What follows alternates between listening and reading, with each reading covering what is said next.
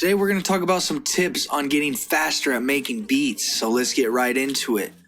So some things that I like doing when I'm trying to get faster at making a beat is doing drills, okay? That is a big important step in getting faster, in my opinion, is doing some kind of 10-minute, 5-minute, 10-minute, 15-minute drills.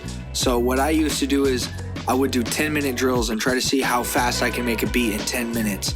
And I kept doing that. Even if the beat was trash, it would get me in kind of a mindset where I'm not worrying about the little nuances and I'm just kind of going with it and being in the moment. And then it would actually also start making me get to a point where I was making better beats that way because I wasn't overthinking anything. Now, another tip I would have is some workflow. All right, you want to know all the shortcuts and the workflow tips that you can inside FL Studio or whatever DAW you're using. That will definitely help you out.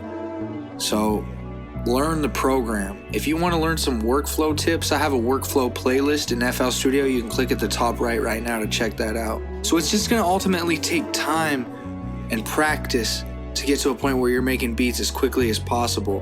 And you don't always got to make beats super quick. Sometimes the best beat or the best music is made when you sit on it and let it kind of create.